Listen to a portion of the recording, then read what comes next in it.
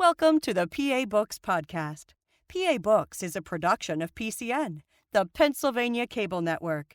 This program features interviews with authors of books on Pennsylvania people, history, sports, business, nature, and politics. We hope you enjoy this podcast.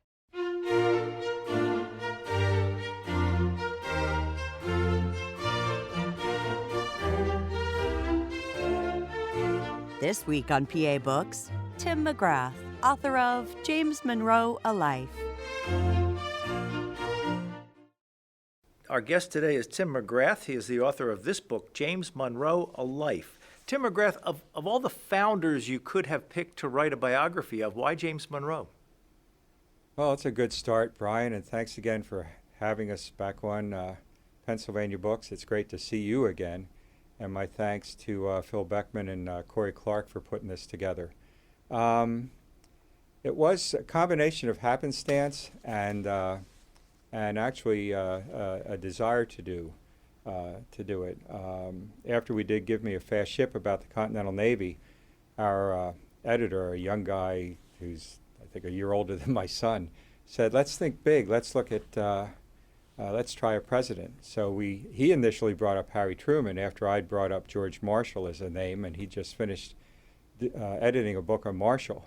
And when he brought up Truman, I said, really, after David McCullough? But he said, give it some thought, and I did, and I thought of an approach to take. And the very next day he said, there's apparently a very smart professor from Missouri, and she's going to be doing a book on Truman. So he said, pick another president, and I immediately said James Monroe.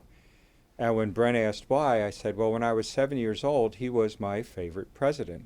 I had just gone to Valley Forge, and the park ranger that was giving us the tour and taking us along the cabins and by the chapel in Washington's headquarters, mentioned that James Monroe was also at Valley Forge as an officer and had been seriously wounded at the Battle of Trenton. So I immediately thought, okay, and I read a couple of books on him.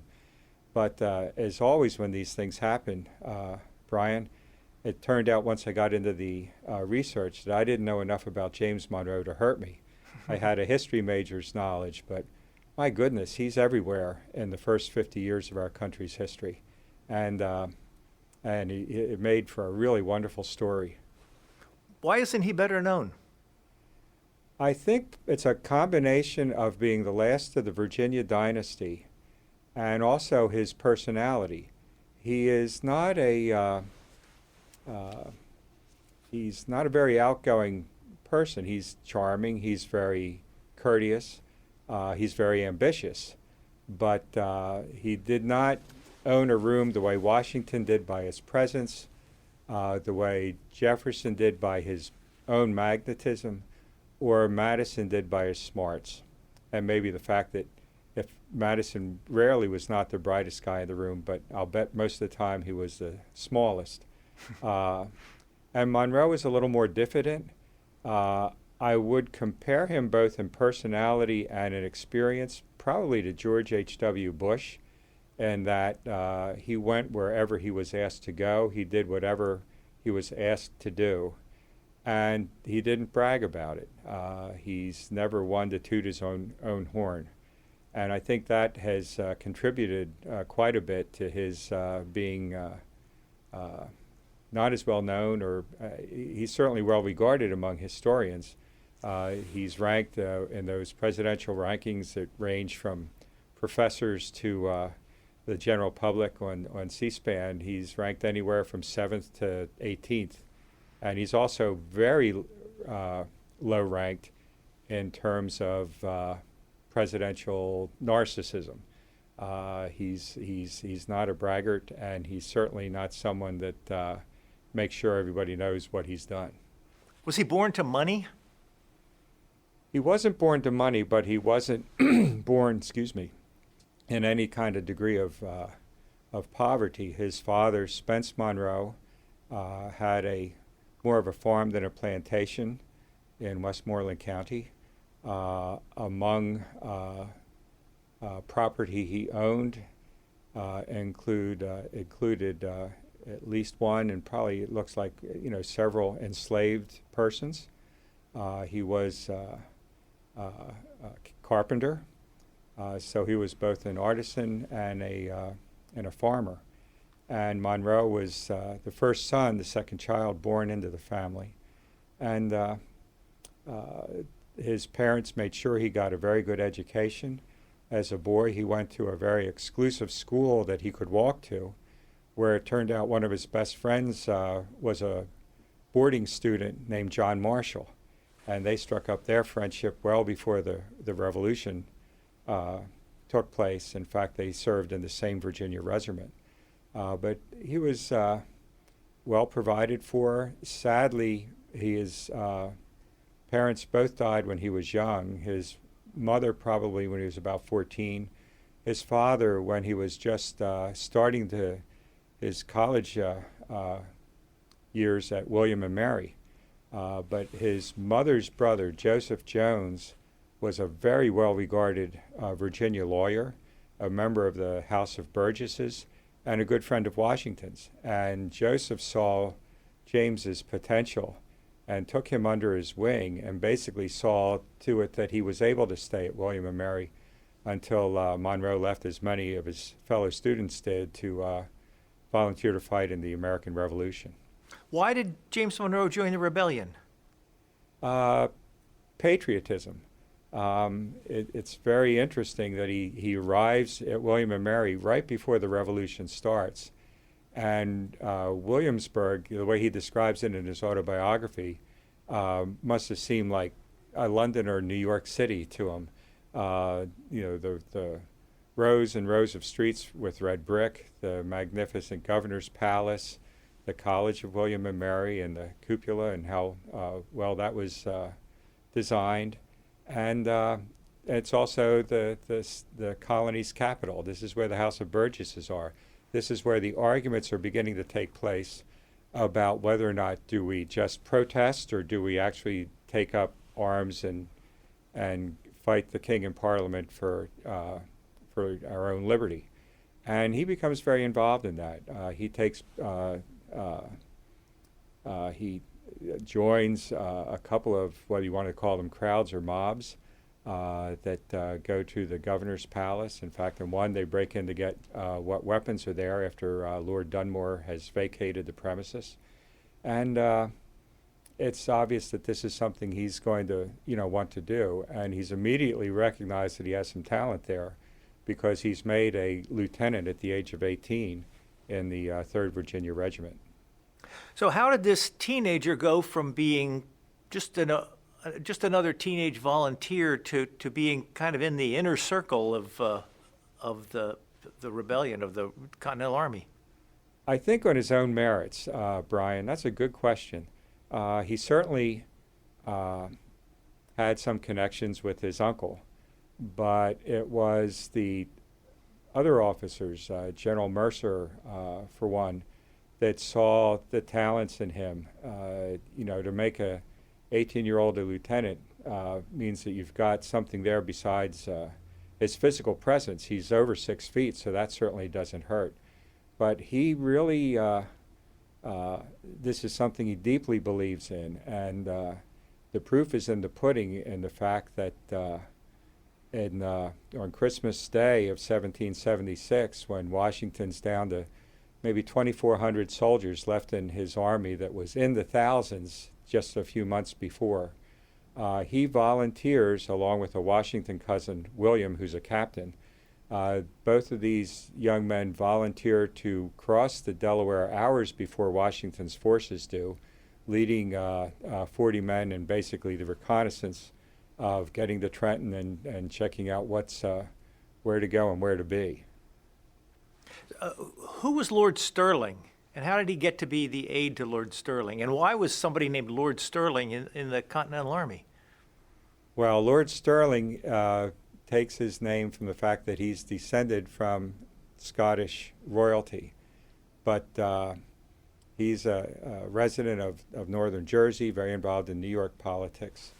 And he is one of Washington's most trusted generals. Washington likes him because he will go where he's asked to go, and he will commit to the battle. He's also well known for his drinking talents. And Monroe gets an opportunity to serve as an aide to him, which is a step up. He's promoted to captain at Trenton after he survives his wound. And but there's really not a lot of chance for a Virginian, especially a young Virginia officer, to advance. There's more than enough of them, and Washington is very aware that everyone's looking at Virginia officers of saying, oh, of course they're picking, he's from Virginia. So Monroe didn't stand much of a chance. So becoming an aide to Lord Stirling is a step up for him. And it's also a step up for him in his growth. He is at Birmingham Hill at the Battle of Brandywine, along with Stirling and the Marquis de Lafayette, who's wounded there back in September 11th of 77. And at Valley Forge, he is part of Stirling's headquarters, which is a handsome house. It is closed to the public. They let us come in, but there's been so much termite damage. But it's a remarkable place, and the fact that the family who lived there was staying, and now Stirling comes in, and also with his aides, but then Stirling's family, a couple of daughters and his wife, move in. It must have looked like a very confined dormitory. But Monroe picks up how to behave as a soldier, what's expected as an officer. He also gets to meet a young man named de Ponceau, a Frenchman, who's come over from Europe with Baron von Steuben. And de Ponceau takes a shine to Monroe and really helps bring him out of his shell, Brian. They enjoy the same books, the classics. They talk about their likes and dislikes. And de Ponceau is a very slight, almost frail young man that von Steuben has brought along. And they strike up a lifelong friendship. He also makes friends with Washington's aides, with John Laurens, with Alexander Hamilton. Laurens, at one point, who so desperately believes that when the Declaration of Independence says all men are created equal, it's not just white men or white landowners. And he's very anxious to try to set up a regiment of enslaved African Americans with the promise, if they will join the army, that they will be freed. And he's looking for officers to help him with this, and Monroe volunteers. In fact, Hamilton writes a letter to Laurens while he's in South Carolina saying, our friend Monroe is equally interested in taking part in what he calls your scheme. The South Carolina Assembly won't hear of the idea. Arming enslaved black men does not sound like a good idea to plantation owners. And that comes to naught. Hamilton also writes a letter of recommendation for Monroe, as Washington does, talking about what a decent young fella he is. So they are off to a good start relationship-wise, which doesn't turn out that well at the end.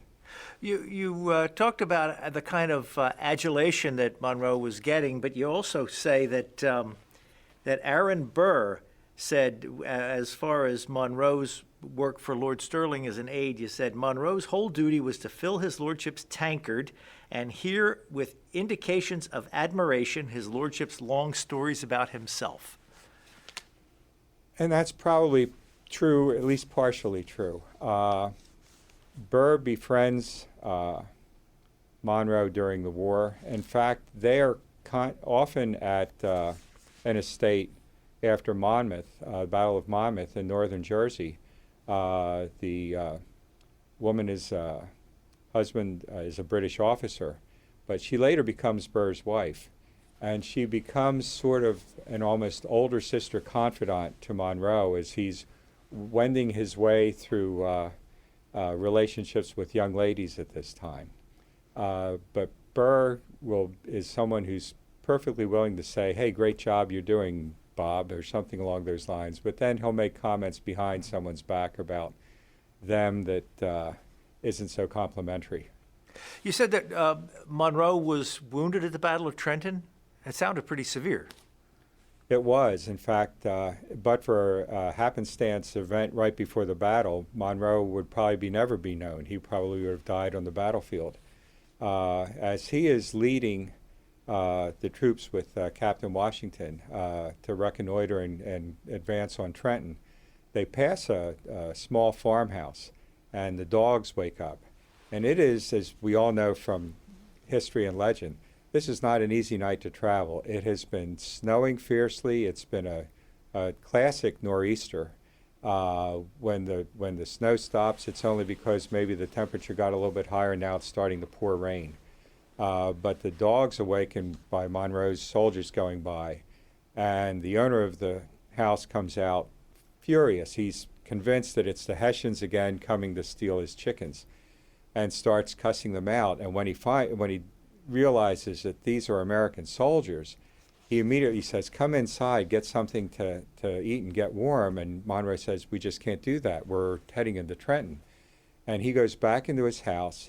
He and his wife bring some refreshments for them to take on the run or hurry.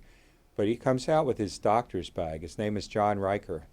And he said, "I'm coming with you. I'm a doctor, and I might be able to help some poor fellow." And as it turns out, the poor fellow that he helps is James Monroe. They are charging down King Street to seize and take 2 Hessian guns when Captain Washington is struck by musket fire in both his hands.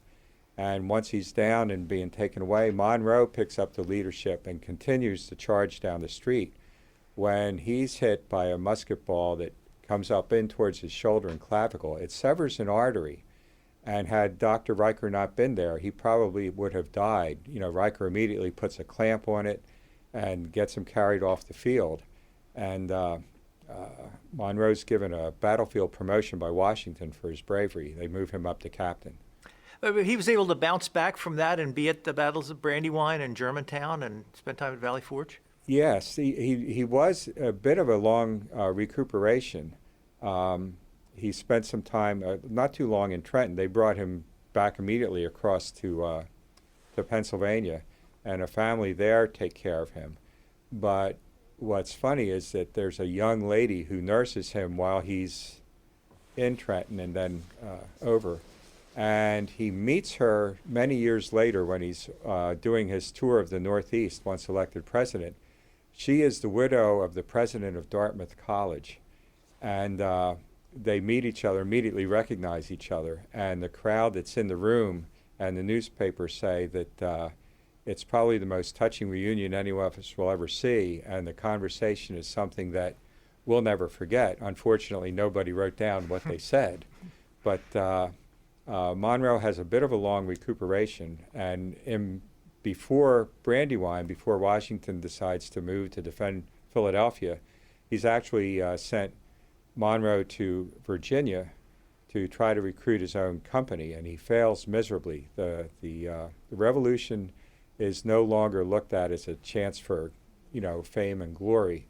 The defeats and the costs of the war have really come home, which is obviously one of the reasons why John Lawrence was looking to, enlist a black regiment. You mentioned this George Washington and his relationship. When did Monroe first have direct contact with George Washington, and what did he think of him?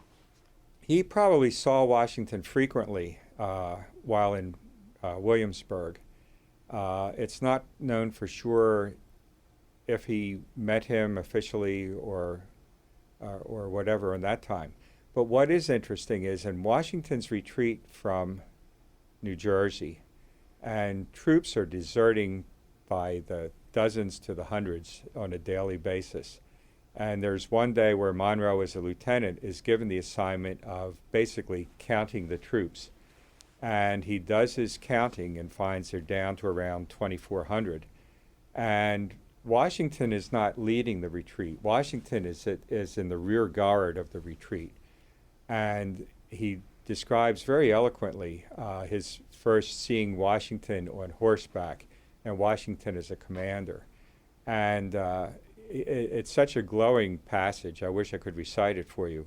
But he really does feel in the words that Lafayette said about him at Monmouth, that I can't think of any man who had more of a commanding presence or a more inspirational force. Well, we could go a lot of different directions with this conversation, but I do want to go down a list of names of people who show up in your book and just talk a little bit about James Monroe's relationship with them and whether they were Sure. friends and foes. First of all, well, George Washington, subsequent to the war. Washington has been his hero, as with many, and but as you know, Monroe begins his political career thanks to no doubt to studying law and under the influence of Thomas Jefferson. He's a young assemblyman before he's 25. He's a congressman at 25, and but he's very much the Jeffersonian politician. So by the time Washington has ascended to the presidency, Monroe is in the opposite camp. While Washington never declared either Federalist or Republican, he had more Federalist tendencies. But Washington still has regard for him. There's an interesting time where Washington actually runs for Congress against his friend James Madison, and while he wants to win, he's kind of torn because Madison created this Constitution that they're now running for office under. And Washington sends Monroe a very nice note about, good job. While I think the best man won, you have a future. By 1793, though, Monroe's partisanship has really taken full hold. And Washington's minister to France, Gouverneur Morris, has been anything but a good minister to France. He does not like the French. The revolution has him justifiably scared to death, and he's not happy at all. Washington's in the process of sending John Jay from the Supreme Court to England to negotiate what becomes the Jay Treaty, and he thinks that he needs more of a minister with French sympathies than Gouverneur Morris. Monroe is not his first pick. He's the third. Among the people who turned him down was Madison. Among the people who wanted the job was Aaron Burr, who did not get it.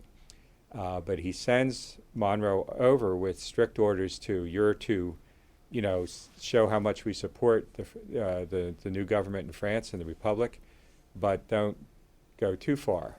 And over the course of the next 4 years, the Jay Treaty, of course, alienates the French, and Monroe has been left completely in the dark about it. Now, just for clear, so we understand what's going on, what was the Jay Treaty about that caused such a rift? The Jay Treaty was an attempt by Washington to negotiate a list of things, but primarily, some way of developing a stronger trade, and in some respects of making sure that the British live up to the Treaty of Paris, especially regarding frontier forts and American rights on the frontier. It's thought of as a very conciliatory treaty to Great Britain. Even Washington's burned in effigy when it arrives back in America, and John Jay says that he could travel from one end of the country to the other just by following the effigies of him that are being burned. Monroe is by then a real Francophile. He pretty much was before, but he also resents the fact that Washington left him in the dark, and when he's reached out to Jay to get information about the treaty, the French politicians in the Directory, they want to know. Danton Robespierre, Robespierre died actually right before Monroe got to Paris. He had just arrived. But they have been constantly seeing what's the American policies going to be like with Great Britain. And so Monroe takes out his resentment by sending notes about what's really going on to his friends in America, fellow Republicans. And ironically, Washington gets wind of that. Monroe is recalled and thought of as the great disgraced minister, as John Adams, then president, describes him. And Washington is pretty much done with Monroe. He also takes offense to the fact that when Monroe comes from Philadelphia back down to Virginia, he doesn't pay a courtesy call at Mount Vernon. And Washington very well remembers when Monroe did that once before, when his new bride was extremely pregnant, and what a gracious host Washington always was, but particularly to Elizabeth Monroe. And the proof of the deterioration of their relationship comes in 1799 when Monroe was elected governor of Virginia. And this is in December of 99. And a day before Washington dies, he's riding in around his grounds as he always did, and comes in soaked to the skin, and it's cold, and he asks his amanuensis Tobias Lear to read him the newspapers. And when he reads about Monroe being elected, he gets a bit apoplectic to the point where Lear says, "Why don't you go to bed?"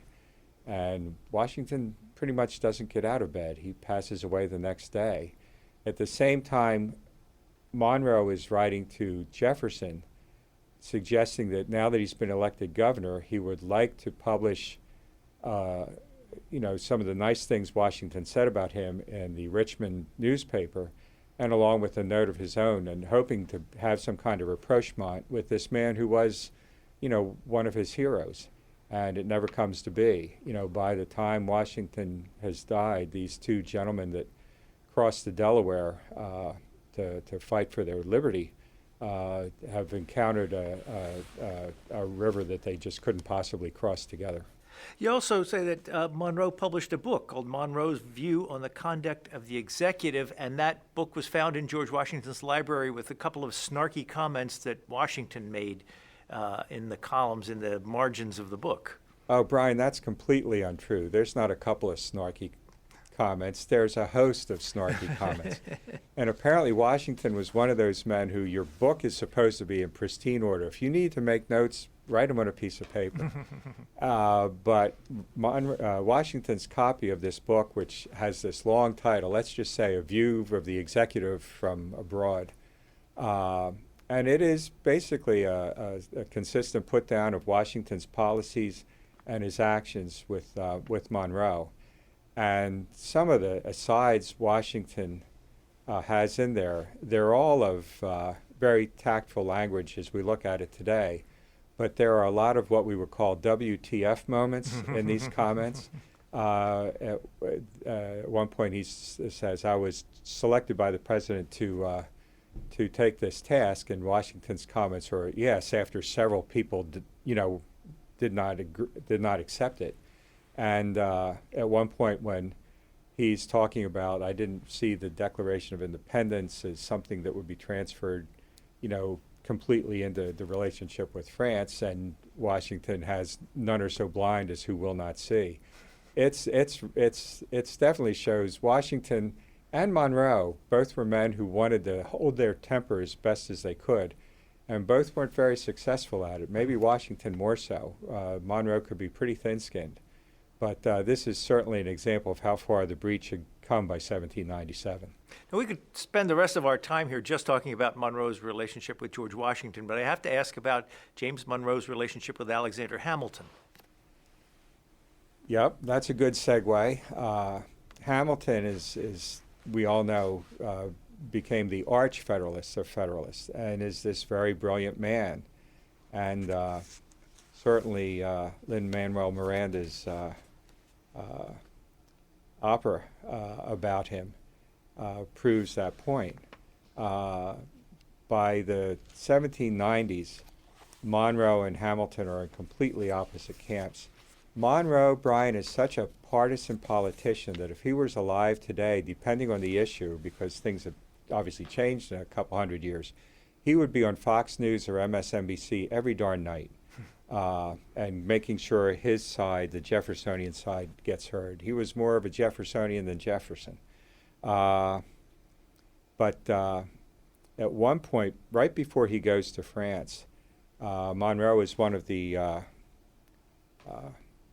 congressmen who visit Hamilton in the late 1792 in Philadelphia, and says, we're investigating you for misprision of funds as the Secretary of the Treasury. And Hamilton says, okay, fine, but you need to know I am not taking any federal funds. I'm not speculating with their money. But my family's back in New York. Why don't you come to my house tonight? We'll talk about it. So the three other men, Congressman Muhlenberg and Congressman Venerable from Virginia, come. Monroe or Jefferson or Hamilton. There's too many of these guys. Hamilton has a fellow of his who's in the Treasury, Mr. Walcott, with him as well. And Hamilton confesses to them that, he is spending money somewhat illegally because he's being blackmailed, and he is paying money to this fellow Reynolds, whose wife Maria Hamilton's having an affair with. All three of the men, particularly Monroe, say that's nobody else's business. And Hamilton thanks them for that. And they said, we'll make our report that you're clean as far as an investigation concerns, but we're not going to get into the other stuff. And then Monroe sends his report to Jefferson in Virginia. The official report goes to a fellow named Beckley, who is the Congress's secretary. And this fella hates Alexander Hamilton. And he makes sure that word gets out that Hamilton's having this affair. Meanwhile, Monroe is going to France. When Monroe returns here to Philadelphia in the end of summer of 1797, he's immediately confronted by Monroe by letter, because Monroe believes that Hamilton believes that Monroe is the culprit here. Was he? And no, he said he wasn't. And in fact, a couple of Hamilton's men who turn out to be seconds for a possible duel get back to Hamilton and say, Monroe did not do this. In fact, one of them flat out says, it's got to be Beckley. When Monroe with his family go up to visit Elizabeth's family in New York, they all live down near Wall Street. Hamilton immediately requests a meeting with Monroe there and says, you may bring friends if you wish, and Monroe knows what that means. A duel. And they have the duel, and they have this conversation in the Courtright living room. Monroe keeps insisting, look, I sent a report to Virginia. Congress took the report to Beckley. I did not do this. Finally, Hamilton says, you're nothing but a scoundrel, at which point the 6'1" Monroe stands up over the smaller 5'7" or so Hamilton and basically says, choose your weapons, pistols, swords, or fists. And they begin the long code duello of how to set up to fight a duel. Whether they're going to have the duel in New York, on an island in the East River, or down in the Delaware, or in Pennsylvania, or in New Jersey. And as the potential combatants' seconds argue back and forth, Monroe's second basically says to Monroe, and it's interesting, the documents at the Historical Society of Pennsylvania, if anybody wants to look at the real thing, but he basically says, you and Alex are crack shots, you're officers, you're going to kill each other. If Alex will say no harm, no foul, will you back off of this? And Monroe says, yes, that's fine. So Monroe's second works very hard to get this off the books. And he does. He succeeds. And, of course, Monroe's second is Aaron Burr. The sort of things in history you can't make up. And while they still paw at each other over the given months, they basically, let this thing pass. Now, we're not going to go chronologically here, but I have to ask about a line you have in here. In 1793, Philadelphia was swept with a yellow fever epidemic that had been catastrophic. Dozens died each day, and by the summer's end, the city felt empty and abandoned. Partisanship had grown so fierce, even treatments for the disease became politicized. There were now Republican and Federalist cures. Sound familiar? That could never happen again. We're so much smarter than that now. It is absolutely the case. And one of the things that struck me about it is that did split into parties. Benjamin Rush, the best known of the colonial physicians and the founding fathers, believed that and he was right, the source of the yellow fever came from the Caribbean, the West Indies. But he blamed it on coffee that had gone bad and been left to rot on the docks, and not the sailors who brought it back with them. He also believed in bleeding as the last hope. And there were newspaper reports that said that when you passed Dr. Rush's backyard, you couldn't help but be overwhelmed by the sickeningly sweet stench of the soaked yard and by the flies that were everywhere.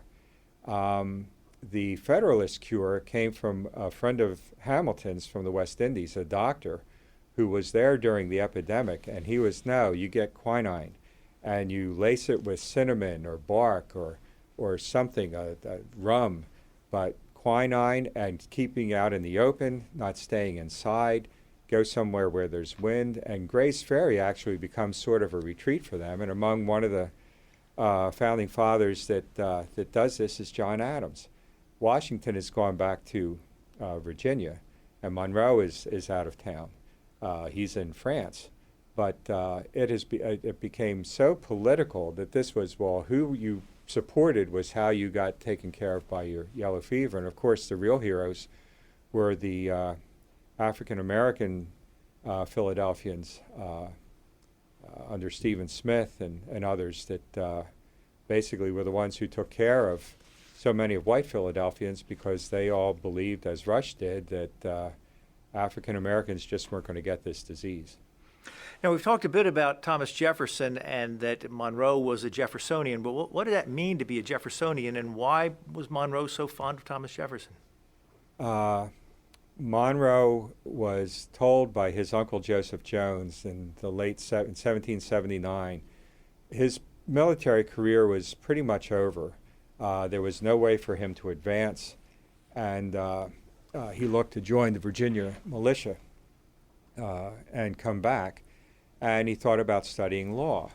And his choice was between George Wythe and Thomas Jefferson. And Joseph Jones said, well, Wythe has been the go-to guy for generations, but the person you ought to seek out and who's really going places if you're looking to get into public service is Thomas Jefferson.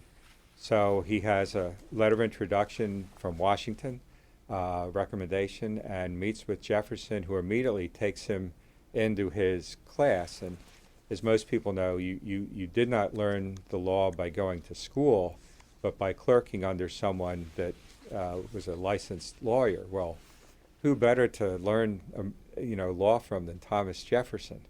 So they become very close. Jefferson becomes Monroe's lifetime mentor, more than Washington, and really helps his career move forward and takes a genuine interest in Monroe and his family. They have a remarkable relationship, and they have its ins and outs when years later, when Monroe is actually an ambassador to Great Britain and is trying hard to end the impressment of sailors and comes up with a pretty close deal.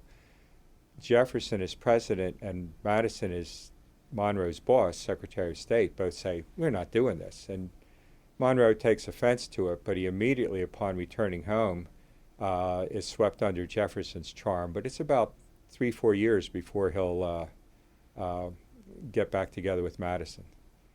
Why did he decide to get into politics, and how did he go from, again, being the guy he was to president of the United States? It's a slow but sure growth period over the years, Brian. I think he followed Jefferson and Washington's example and looked to public service. And his own uncle, Joseph Jones, was a member of the House of Burgesses, was a congressman in Virginia. Actually, someone who takes him under his wing early on is Patrick Henry. Monroe's already an established congressman, but is just married. And he's kind of put out that he's not part of the Virginia delegation to come to the convention in Philadelphia to draft a new constitution. Madison, who's by now a friend of his, just says, look, you just got married, you don't have any money, we're not getting paid, so take it as, where we can go. But when the Constitution is done, as you know, there's no Bill of Rights in it. So when it comes down to Virginia for a Virginia convention to ratify it, the anti-federalists are led by Patrick Henry. And Monroe believes that the Constitution shouldn't be approved without a Bill of Rights. So Henry wisely takes Monroe and says, young war hero, good-looking guy, let him be the front man. And he does make several arguments during the convention about what's in this proposed Constitution. Most interesting of which is when he gets into the Article 2, the presidency, and he discusses impeachment. And he says the way this is worded, the president can be tried for high crimes and misdemeanors, but who's going to judge him? He really doesn't have any peers. And how is that going to work? Furthermore, what is to keep a foreign government, by which he means Great Britain, Spain, and France, and not really Russia, but to be able to keep, as he puts it, by their guile and intrigue, from holding sway over the President of the United States or his advisors. And this is 200 years before, Vladimir Putin and Paul McCartney right back in the USSR. I mean, it's something he's raising strong concerns about in 1787. I want to ask you about, he was a slave owner, right? Yes, sir. You say in here, Monroe sought a solution to slavery that was morally, politically, and financially agreeable to him. He never found it. Given his point of view, he never could have. What was his point of view? His point of view was obviously mixed with his moral scruples and his financial needs. Sarah Bond Harper is the executive director of Monroe's estate in Charlottesville, and she sums up his approach to slavery in one sentence in terms of getting past his moral wranglings over it, that when he needed money, he bought enslaved persons, he sold enslaved persons, and when he had money, he bought them. He is the only one of the founding fathers who, as governor of Virginia, had to execute enslaved men for insurrection. Gabriel's rebellion is not as well known as Nat Turner's that took place odd years later. But Gabriel was a 6'4" blacksmith in Richmond whose owner would let him work in his own smithy in Richmond. He was very well regarded for his talents. And he had been taught to read at the same time that the plantation owner's son, his same age, both learned from the owner's wife. So he had a leg up in terms of knowledge. And now he's in the middle of the capital city of the biggest state in the Union. And he's paying attention. He's getting information what he can, but he has decided that the best thing for him to do is to organize a revolt. They will kidnap the governor, who is Monroe, and they will release him if he gives them citizenship. They plan to kill anyone that opposes him. He plans certainly to kill his owner, who is by now the owner's son he grew up with. But they're not going to, just go on a rampant murderous tear. In fact, Gabriel actually believes that once he's given his citizenship, they can stay in Virginia. His password is death and liberty, a kind of a play on Patrick Henry's Liberty or Death, and making it death or liberty. And then he also has hundreds of slaves ready to move at the desired time. That occurs in August of 1800, and that night a ferocious storm comes. It tears apart bridges, and so the revolt does not take place. Two of the enslaved men that are part of it actually go to their owner and confess that this was to take place. Monroe is immediately made aware of it, and the manhunt for the ringleaders begins. And Gabriel isn't caught for about 3 weeks, and when he is put in prison in the Richmond jail, he says he'll only speak to Governor Monroe. Monroe goes to see him, and by that time Gabriel does not speak to him. Monroe is also emotionally torn because his only son, who's a little over a year old, is dying, probably of croup. And so he's dealing with that issue at home while he's beset with this issue. And after, over a dozen insurrectionists, enslaved men have been hanged, he writes a letter to his mentor Jefferson. And in it he pours out his conscience and his concerns and his just hatred of what he's doing, sums it up by saying, "Where to stay the hand of the executioner?" And Jefferson writes back immediately. He's in his campaign for the presidency against John Adams. And he begins the letter by saying, "Where to stay the hand of the executioner is the topic, the subject, the issue." And in a very subtle way says, we ought to stay the hand soon, because as we hang more enslaved men, it's not going to look very good in New England.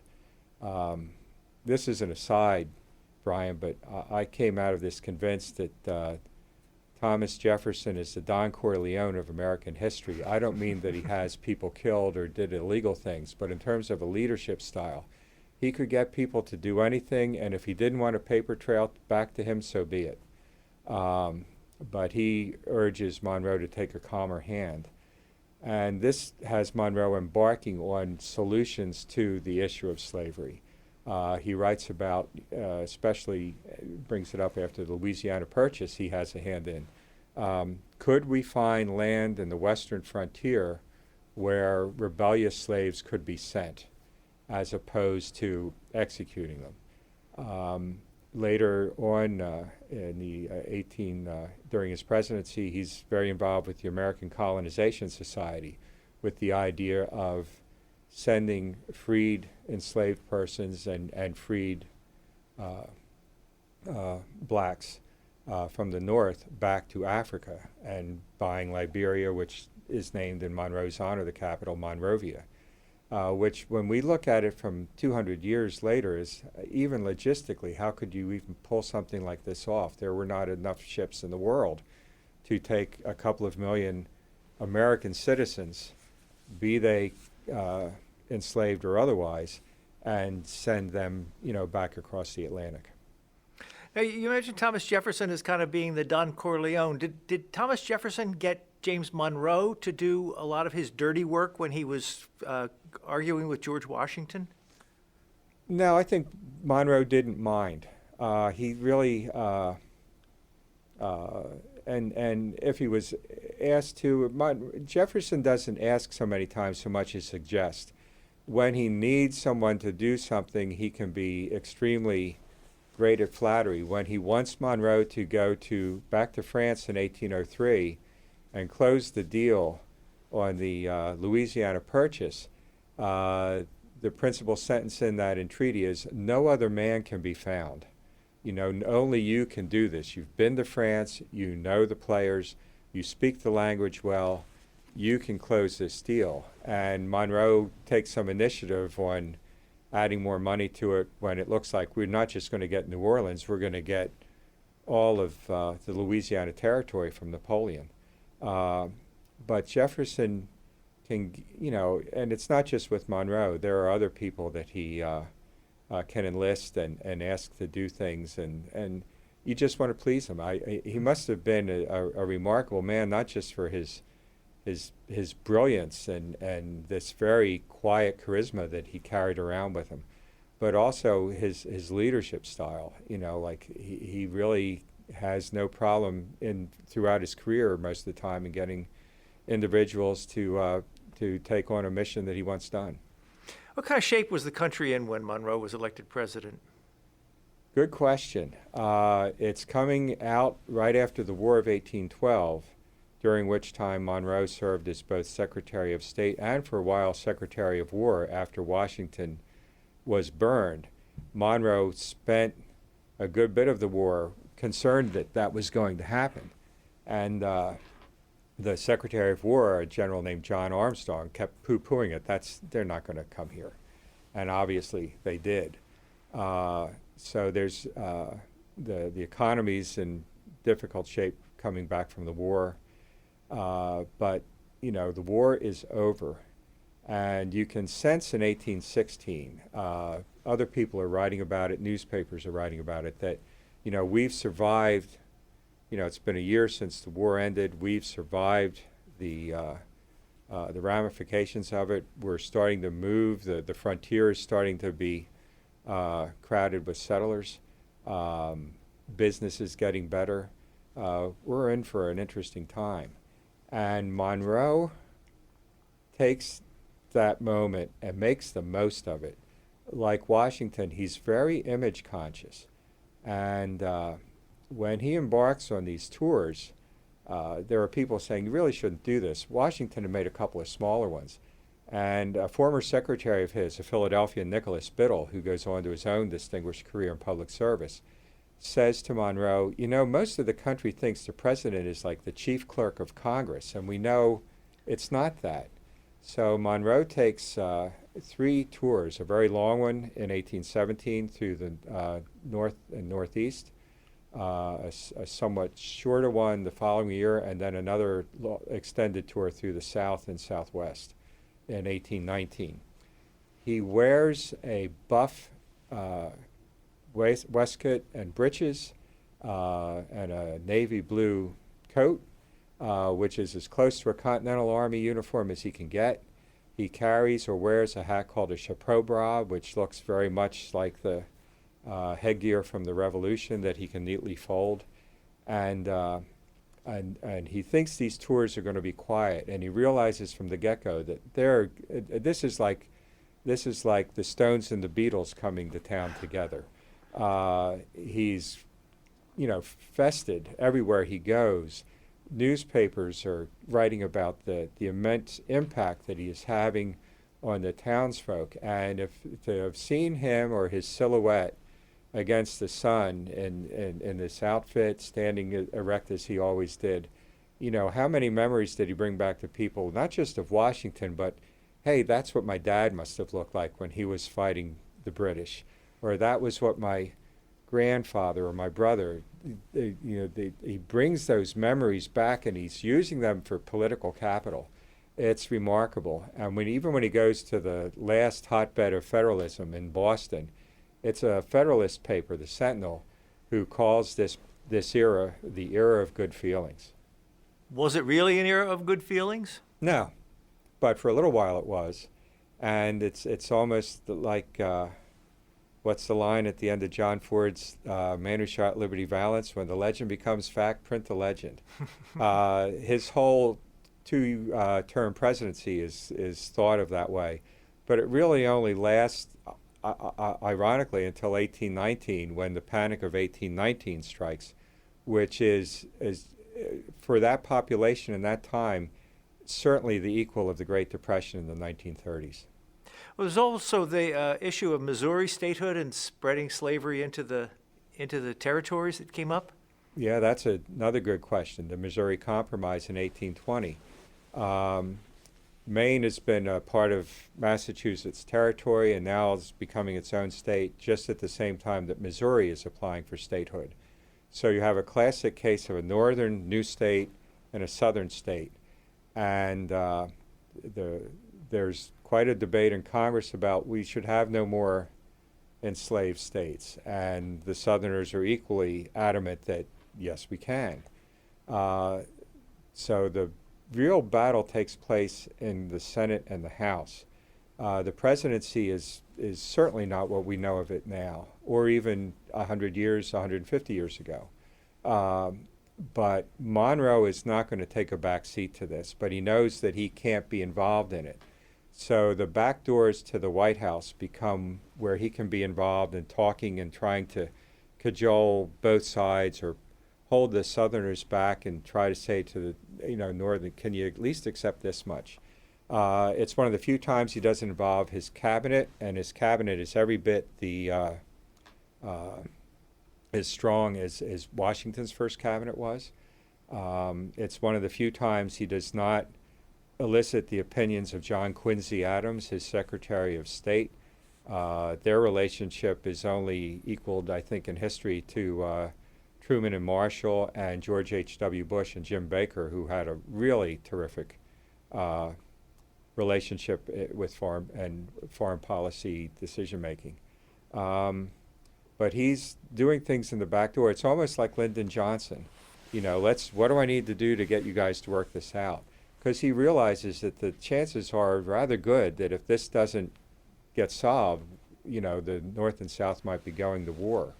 So in a way, he helps kick that can down the road 40 years.